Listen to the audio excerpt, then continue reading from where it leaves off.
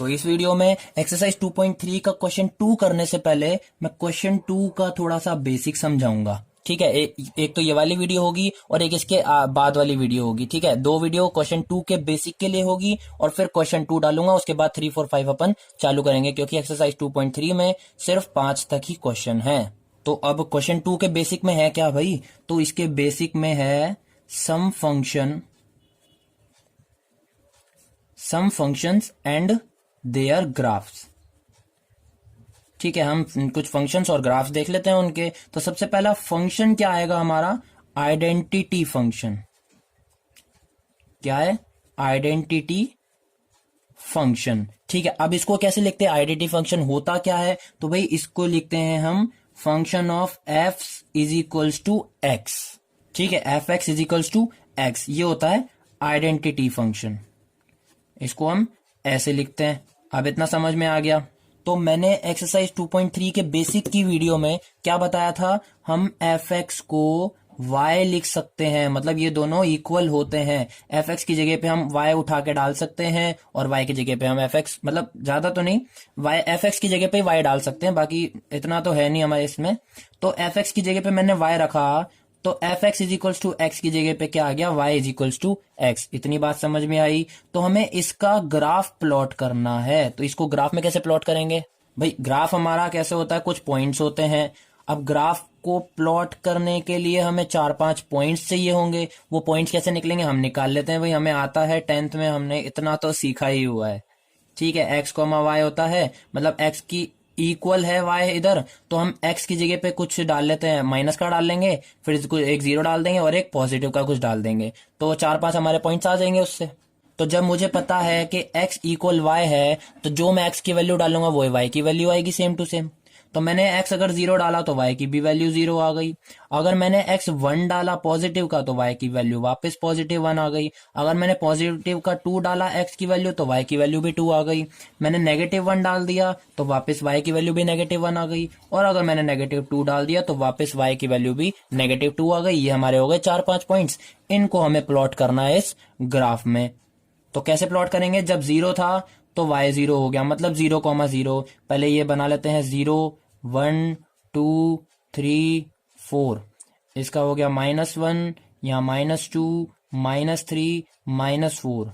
ये 1, 2, 3, 4 और ये भी माइनस के नीचे, -1, -2, -3, -4, 1, 2, 3 और ये 4। तो जब x भी 0 और y भी 0, तो ये हो गया 0,0, ये वाला पॉइंट।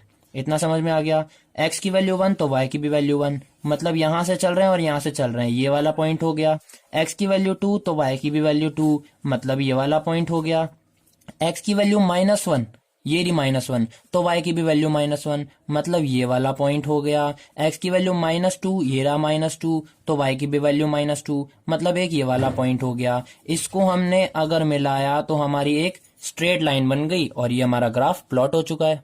तो अब आप लोगों को ये याद रखना है कि अगर हमें F x is equals to x का ग्राफ बनाना है तो सिर्फ ऐसे लाइन बनेगी ग्राफ में प्लॉट होने के बाद। इतना समझ में आ गया। अब अगर हमें इसमें डोमेन पूछ ले और रेंज पूछ ले, तो डोमेन और रेंज क्या होंगे भाई? हाँ, एक्स और वाई इक्वल हैं, तो एक्स की वैल्यू हम कितनी भी डाल सकते हैं, नेगेटिव, पॉजिटिव, 0, कुछ भी डाल सकते हैं, मतलब बिल्कुल पूरा का पूरा रियल नंबर भी उठा के डाल सकते हैं।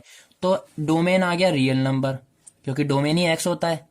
एक्स की सारी वैल्यू डोमेन की सारी वैल्यू होती है। और जब डोमेन और रेंज निकालना है हमें, डोमेन तो निकल गया रियल नंबर, अगर रेंज निकालना हो भाई एक्स इक्वल वाई ही तो है, तो मतलब डोमेन इक्वल रेंज होगा, तो रेंज की भी वैल्यू क्या आ जाएगी? Real number. मतलब हम एक्स की वैल्यू में कुछ भी डाल सकते हैं, तो हम वाई की वैल्यू में भी कुछ भी डाल सकते हैं। तो ये डोमेन और रेंज निकल के आ चुके हैं। ठीक है भाई, 1 मार्क्स पे क्वेश्चन बन जाता है कि आइडेंटिटी फंक्शन क्या होता है, तो हम ऐसे लिख देंगे कि भैया F x is equal to X होता है, और इसका पूछ लेंगे ग्राफ कैसे बनता है, तो ये हम ग्राफ बना देंगे। इतना सा होता है आइडेंटिटी फंक्शन। तो सेकंड आता है कांस्टेंट फंक्शन। इसको हम कैसे लिखते हैं?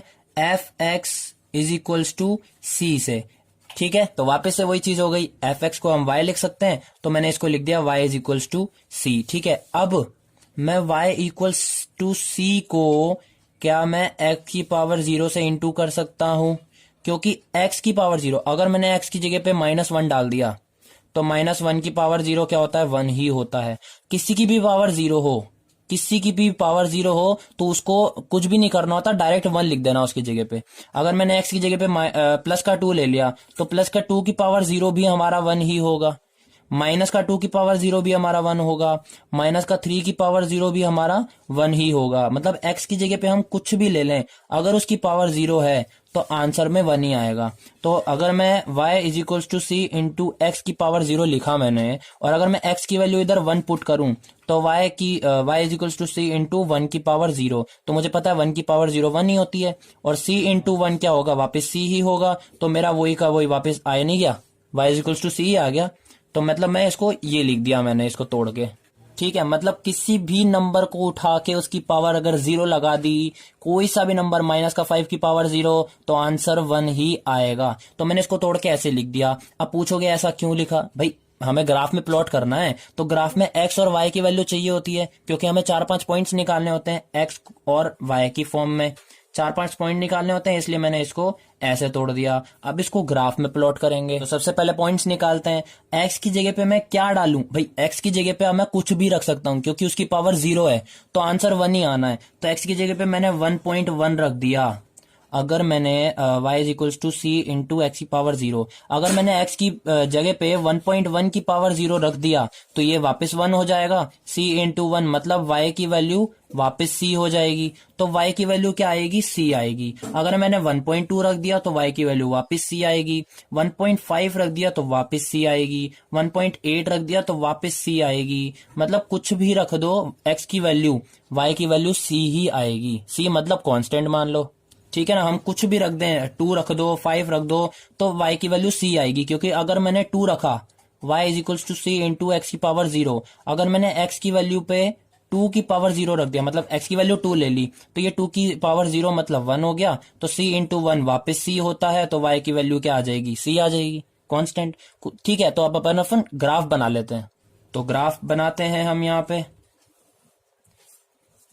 ये हो गया हमारा y, ये y डैश, ये x डैश और ये x, 0 1 2 3 4। पहले मैं प्लॉट कर लेता हूं। तो अब हम अगर इसमें x की वैल्यू कोई भी पुट करेंगे तो x की वैल्यू पुट करने से कोई मतलब नहीं है, क्योंकि उसकी पावर 0 है तो वापस 1 ही हो जाना है। तो उसको इसमें कैसे पुट करेंगे उसकी पावर 0, तो हम सिर्फ y इक्वल्स टू c को लेके चलेंगे। किसको लेके चलेंगे, y इक्वल्स टू c। अगर मैंने c की वैल्यू को 2 रखा तो y की भी वैल्यू 2 आएगी। अब मुझे इसमें c तो पता ही नहीं है, c क्या है, मुझे तो y पता है। दोनों में से जो भी पता है उसको इसमें प्लॉट कर दो, तो y इक्वल्स टू c क्या हो जाएगा, y में 2 देखो यहां है तो इस पे ये बन जाएगी। कोई भी कांस्टेंट मैंने 2 ले लिया तो y की भी वैल्यू 2 आ गई, तो ये एक लाइन खिंच जाएगी। अगर मैंने c की वैल्यू 1 ले ली तो y की फिर वैल्यू 1 आ जाएगी, तो मैंने यहाँ y की वैल्यू 1, ये हो गया हमारा ग्राफ। ठीक है, अगर मैंने c की वैल्यू -1 ले ली तो y की वैल्यू भी क्या आ जाएगी, -1 आ जाएगी। तो मैंने y की वैल्यू पे ऐसे कर दिया, क्योंकि c तो मुझे पता ही नहीं है और x मुझे मैं ले भी लूं तो उससे कोई मतलब नहीं है, तो y की वैल्यू देख के चल रहा हूं मैं। ठीक है, मतलब f(x) इज इक्वल्स टू सी का ऐसा ग्राफ होता है। इतना समझ में आ गया। अब इसका डोमेन और रेंज क्या होगा वो देख लेते हैं। तो डोमेन क्या होता है, सारी x की वैल्यू। अब हमारी इक्वेशन क्या दे रखी थी, y is equals to C into x की पावर 0। ठीक है, मतलब x की पावर कुछ भी रख दो। अगर मतलब x की वैल्यू हमने 1 रख दी तो 1 की पावर 0 वापस 1 ही आना है। x की वैल्यू 1.1 रख दो, x की वैल्यू 2.2 रख दो, x की वैल्यू 4.5 रख दो, कुछ भी रख दो, उसकी पावर 0, तो आंसर तो हमारा 1 ही आना है। तो मतलब डोमेन की वैल्यू हम कितनी भी ले सकते हैं, -0 पॉजिटिव नेगेटिव, मतलब कुछ भी ले सकते हैं। तो डोमेन क्या हो जाएगा हमारा r, मतलब रियल नंबर। तो ये हमारा डोमेन निकल गया, इधर लिख देता हूं मैं डोमेन। ठीक है, डोमेन क्या आ गया हमारा, रियल नंबर। अब बारी आती है रेंज की। भाई डोमेन तो निकल गया हमारा रियल नंबर, पर रेंज क्या होती है, y की वैल्यूज होती हैं सारी। अब y की वैल्यू वापस इक्वेशन पे जाओ, मैंने क्या बताया था, x की वैल्यू कुछ भी रखो, y की वैल्यू क्या आएगी, c आएगी, कांस्टेंट आएगी। इधर भी y c आया, इक्वल आया y के, तो इधर भी c y के इक्वल आया है, इधर भी इक्वल आया, हर जगह पे y is equal to c ही आ रहा है, मतलब y की वैल्यू क्या हो गई, c हो गई। तो यही हमारा रेंज हो जाएगा। तो इधर लिख दो c, इसको ब्रेसेस में लगा दो, दैट्स इट, हो गया हमारा। इसका मैंने ग्राफ बनाना बता ही दिया था आप लोगों को। तो अब आता है पॉलिनोमियल फंक्शन, हमारा थर्ड फंक्शन है ये। इसमें क्या होता है भाई, पॉलिनोमियल किसको बोलते हैं सबको पता है। जैसे हमारा f(x) है, ठीक है, अगर ये x³ +2x² + 3 ऐसा कुछ दे रखा है हमें। तो हम x की पावर को देखते हैं, सबसे ज्यादा मतलब जो भी पावर होती है उसके हिसाब से नाम रखते हैं। तो ये क्या है, 3 है ना, x की पावर 3 में है, तो इसका क्या हो जाएगा, क्यूबिक पॉलिनोमियल। तो इसको हम क्यूबिक पॉलिनोमियल बोलेंगे। अच्छा, मैंने एक इक्वेशन ऐसे दे दी कि f(x) = x² + 2, तो मैंने x की पावर देखी 2 है, तो ये क्या हो जाएगा, 2 को क्वाड्रेटिक बोलते हैं, तो क्वाड्रेटिक पॉलिनोमियल, ये हो गया क्वाड्रेटिक पॉलिनोमियल। ठीक है, इतना समझ में आ गया। तो हमें एनसीईआरटी में किस किस के बोल हैं, एक तो x² का ग्राफ बनाना बता दो और एक x³ का ग्राफ बनाना बता दो, बस हमें यही दो पूछे हैं एनसीईआरटी में। तो सबसे पहले x² का ग्राफ देख लेते हैं। x² का ग्राफ क्या बनेगा, मतलब f(x) = x², ये हमें दिया हुआ है। अब मैंने क्या बताया था, f(x) को हम y लिख सकते हैं, f(x) क्या होता है, y को, मतलब हम f(x) को y के इक्वल लिख सकते हैं। तो मैंने इधर लिख दिया y = x², क्योंकि हमें ग्राफ बनाना है भाई, ग्राफ x और y की फॉर्म में होता है, x और y दो हमें वैल्यू चाहिए होती है, तब जाके ग्राफ बनता है, क्योंकि हमें ये पता है ये x होता है और ये y होता है। हम f(x) का क्या करेंगे, f(x) को हम y लिख सकते हैं, तो मैंने f(x) की जगह पे y लिख दिया, तो y = x² हो गया। अब ये तो आ गया कि y = x² का ग्राफ बनाना है, पर हमें 4-5 पॉइंट्स भी चाहिए, तो मैंने ये बना दिया x और ये हो गया y। तो मैं x की वैल्यू पे, मतलब y पे मैं जो जो रखता जाऊंगा उससे मेरी x की वैल्यू निकलेगी। अगर मैंने y की वैल्यू पे 0 डाला, y की वैल्यू x² है, y की वैल्यू मैंने 0 डाला, तो x की वैल्यू भी 0 के इक्वल हो जाएगी, क्योंकि y और x तो इक्वल है ना। y की जगह पे जो डालूंगा वही x की वैल्यू आएगी, उसका स्क्वायर हो जाएगा बस, और 0 का स्क्वायर तो 0 ही होता है। मतलब जो y की वैल्यू 0 डाली तो x की भी वैल्यू क्या आ गई हमारी, 0 आ गई। अगर मैंने y की वैल्यू +1 डाला, y = x² में मैंने 1 डाला, तो इधर क्या आ जाएगा, 1 का स्क्वायर, मतलब वापस x की वैल्यू भी क्या आ गई, 1 आ गई। अगर मैंने y की वैल्यू पे 4 डाला, अच्छा चलो ऐसे कंफ्यूज हो जाओगे, मतलब ऐसे लेके चलो कि हमने x की वैल्यू डाली और y निकला, ठीक है, ऐसे तो आप लोग भी कंफ्यूज हो जाओगे, क्योंकि ये 0 0 इक्वल कैसे आ रहा है, 1 1 इक्वल कैसे आ रहा है। इसको छोड़ो, मैं एक बार ढंग से समझा देता हूं। मैंने ये लिख दिया -1 और इसका आ रहा है 1 और ये हो गया -2 4। अब मैं समझाता हूँ कैसे आया ये। भाई हमने करा क्या, y = x² था हमारे पास, ठीक है, हमने x की वैल्यू अगर 0 डाली तो y = x² है, तो मैंने अगर x की वैल्यू 0 डाली, मतलब 0 का स्क्वायर, तो y की भी वैल्यू 0 आ गई। ऐसे उल्टा समझो, है ना। अगर मैंने x की वैल्यू 1 डाली, तो मेरे को पता है y = x² है, मतलब x की वैल्यू 1 डालने पर 1 का स्क्वायर y हो गया, और 1 का स्क्वायर भी मुझे क्या पता है, 1 ही आता है। ठीक है, यहाँ पे y है, 0 नहीं था, मतलब y 0 का भी स्क्वायर, y की क्या आ गया, 0 आ गया। x 0 डालने पर, x 1 डालने पर y भी 1 आ गया। x अगर मैंने 2 डाल दिया, तो y = x² में x मैंने 2 डाला, तो मतलब 2 का स्क्वायर हो गया ये। x = 2 डाला तो y = x का स्क्वायर है, मतलब 2 का स्क्वायर हो गया, और ये y है, तो मतलब y की वैल्यू क्या आ गई, 4 आ गई। और वही मैंने लिखा है इधर के भाई x का 2 है तो y 4 होगा, x 0 है तो y 0, x 1 है तो y 1। अब मैंने एक बार भाई 0 डल गया, पॉजिटिव 2 डल गए, तो एक 2 नेगेटिव डाल दो, x की वैल्यू -1 डाला, तो y = x² में, मतलब -1 का स्क्वायर हो जाएगा, ये यही होएगा। तो y की वैल्यू क्या आ गई, -1 का स्क्वायर 1 ही होता है, तो y की वैल्यू वापस क्या आ गई, 1 आ गई। x की वैल्यू मैंने -2 डाल दी, तो y = x², तो y = क्या आ गया, -2 का स्क्वायर, मतलब y = क्या आ गया, माइनस हट जाएगा, बाकी 4 रह जाएगा, क्योंकि 2 का स्क्वायर है, तो -2 डालने पर 4 आ रहा है। ये हमारे 5 पॉइंट हो गए। अब इनका बनाना है ग्राफ। ये सारा रफ वर्क था, मैंने आपको समझाया कि ये 5-4 पॉइंट्स हमारे कैसे निकले थे। अब x 0 है तो y 0, मतलब एक ये वाला पॉइंट हो गया। x 1 है तो y 1, मतलब एक ये वाला पॉइंट हो गया। x 2 है तो y 4, मतलब एक ये वाला पॉइंट हो गया। अब माइनस पे आते हैं, x वापस 1 है, मतलब x -1 है ना, x -1 है तो y 1 है, मतलब यहाँ पॉजिटिव है। x -1 है, x की लाइन ये रही, इस पे -1 ये रहा, यहाँ से ऊपर चलेंगे, और y पे 1 है तो यहाँ से साइड में चलेंगे, तो ये वाला पॉइंट आ गया। x -2 है तो y +4, मतलब यहाँ पे आएगा। तो ये 5 पॉइंट हो गए, इन सबको मिला लो, ये ग्राफ पे थोड़ा सा सही बनेगा, यू शेप का बनेगा ये, ठीक है। तो अपन को ग्राफ पता चल गया कि भैया x² का अगर ग्राफ पूछे तो ये होगा यू शेप में, ठीक है। अगर हमें डोमेन पूछ लेता है, डोमेन और रेंज पूछ लेता, तो डोमेन में मैंने देखा एक्स की वैल्यू मैं कितनी भी डाल सकता हूँ, नेगेटिव भी डाल ली मैंने, जीरो भी डाल लिया, पॉजिटिव भी डाल ली, मतलब मैं पूरा का पूरा रियल नंबर डाल सकता हूँ। तो मैंने इसको रियल नंबर ले लिया, मतलब डोमेन निकल गया मेरा। वाई की वैल्यू क्या क्या आ रही है, सिर्फ पॉजिटिव पॉजिटिव, क्योंकि एक्स का स्क्वायर है ना, तो वाई की वैल्यू सारी पॉजिटिव वैल्यू आएंगी। और जीरो आ गया तो मैं इसको क्या जीरो कॉमा पॉजिटिव वैल्यू लिख सकता हूँ, पॉजिटिव सारे रियल नंबर, मतलब एक तरह से मैं जीरो कॉमा आर पॉजिटिव लिख सकता हूँ रेंज को। रेंज वाई होती है तो मतलब वाई की वैल्यू क्या आ रही है, जीरो आ रही है और पॉजिटिव आ रही है सारी, क्योंकि नेगेटिव, जीरो और वन क्या आ रही है, एक्स की वैल्यू आ रही है। तो डोमेन निकल गया और रेंज निकल गया। तो अब देखते हैं F x is equals to x cube का ग्राफ, इसको कैसे बनाएंगे। वही चीज है, एफ एक्स की जगह पे वाई रखा, y is equals to x का क्यूब आ गया। अब इसके वापस हमें 4-5 पॉइंट्स निकालने होंगे, तो हम वैसे ही निकालेंगे जैसे हमने अभी निकाले थे। एक्स की वैल्यू डालते जाओ, वाई जो भी आता जाएगा उन सबको हमें 5-4 पॉइंट्स निकालना, ज्यादा मत निकालना, इस ग्राफ में पुट करना है और हमें बताना है कि एक्स क्यूब का ग्राफ कैसा बनेगा। तो y is equals to x का क्यूब है, जब मैंने x की वैल्यू जीरो डाली तो जीरो का क्यूब भी जीरो ही होगा, तो मतलब y की भी वैल्यू जीरो आ गई। ठीक है, जो जीरो जीरो हो गया। अब जब मैंने y is equals to x का क्यूब में x की वैल्यू वन डाली तो वन का क्यूब भी वन होता है, मुझे पता है, तो y की भी वैल्यू वन आ गई। ठीक है, तो मतलब ये भी वन वन हो गया।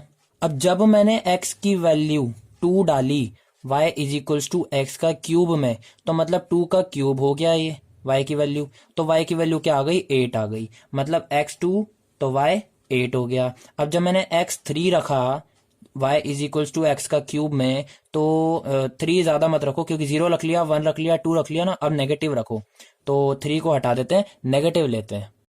इधर जगह नहीं है, मैं ढंग से समझाता हूँ। x की वैल्यू हमने 0 ली, तो इधर थोड़ा सा, x की वैल्यू जब हमने 0 ली तो y is equals to x का क्यूब में y की वैल्यू क्या आ गई, 0 का क्यूब, मतलब y की भी वैल्यू क्या आ गई, 0, तो x कॉमा y क्या हो गया, 0 कॉमा 0, ये हम पुट कर चुके हैं यहाँ पे, 0 कॉमा 0। अब जब मैंने x की वैल्यू 1 ले ली तो y is equals to x का क्यूब में y इज इक्वल्स टू 1 का क्यूब, मतलब y की वैल्यू वापस 1 आ गई। x इज इक्वल्स टू 2 में मैंने ले लिया y is equals to x का क्यूब, तो y इज इक्वल्स टू 2 का क्यूब हो गया, मतलब y इज इक्वल्स टू क्या आ गया, 8 आ गया। अब जब मैंने 0 ले लिया, पॉजिटिव के 2 ले लिया, अब नेगेटिव के 2 ले लेता हूँ, तो x की वैल्यू जब मैंने -1 ली तो y is equals to x का क्यूब में y इज इक्वल्स टू -1 का क्यूब आया, और -1 का क्यूब भी मुझे पता है कि -1 ही होता है, यही होता है भाई। और जब मैंने x की वैल्यू -2 ली तो y is equals to x का क्यूब में, माइनस तो लगा ही रहेगा क्योंकि -2 का क्यूब है, माइनस 3 बार है ना, मतलब माइनस का माइनस लगा रहेगा, और 2 का क्यूब क्या होता है, 8। तो ये हमारी 5 वैल्यू आ गई। तो हम इसको कैसे पुट करेंगे, x और इधर y, मतलब x की वैल्यू जब 0 डाली तो 0, y की वैल्यू जब 1 डाली तो वापस 1, और फिर x की वैल्यू हमने क्या डाली थी, 2 डाली थी, तो y की वैल्यू 8 आई थी। जब हमने x की वैल्यू -1 डाली तो y की भी वैल्यू -1 आई, और जब x की वैल्यू हमने -2 डाली तो y की वैल्यू -8 आई। ये हम उसमें डाल देते हैं। तो ये हमने बना दिया। अब इसका ग्राफ बनाना है। ठीक है, पांचों वैल्यू हमारी आ चुकी है। 0,0 हुआ मतलब x की वैल्यू 0 तो y की भी वैल्यू 0 थी। 1,1 हुआ क्योंकि y की भी वैल्यू 1 और x की भी वैल्यू 1। अब x की वैल्यू 2 ली और y की वैल्यू 8 ली, मतलब यहाँ पे क्योंकि y की वैल्यू 8, ये रहा, तो एक ये पॉइंट हुआ। ठीक है, इसका ग्राफ अभी मैं बता रहा हूँ ढंग से। x की वैल्यू -1 लिया, मतलब x की वैल्यू -1, तो y की भी वैल्यू -1, मतलब ये वाला पॉइंट। ठीक है, हमने 4 पॉइंट ले चुके हैं, एक 0,0, एक 1,1, एक 2,8 और एक -1,1 -1। और अब क्या लेंगे, x की वैल्यू -2 तो y की वैल्यू -8 ही आई थी भाई, यहाँ तो माइनस लगेगा, -2 तो -8, ये हो गया हमारा। इसको मिलाओ इससे, इसको मिलाओ इससे, और ये बन गया हमारा ग्राफ। ठीक है, समझ में आ गया, थोड़ा सा ढंग से देखो। ये क्या था, 1,1, ये वाला क्या था, 2,8, दिख रहा ना, 2,8, मतलब x, y क्या हो गया, 2,8, ये वाला पॉइंट हो गया। ये हो गया x, y मतलब 1,1, ये बीच वाला तो सबको पता है 0,0 होता है। इधर -1, -1, और इधर -2, -8, ये हो गया हमारा ग्राफ खत्म।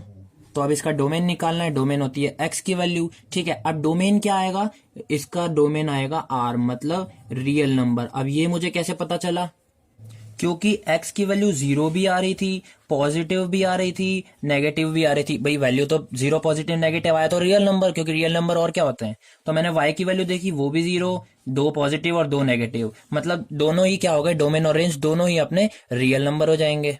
तो डोमेन तो मैंने रियल नंबर बता ही दिया था, रेंज भी क्या आ गया हमारा, y की वैल्यू होती है रेंज, ये भी क्या आ गई, रियल नंबर। ठीक है, डोमेन और रेंज दोनों निकल चुके हैं।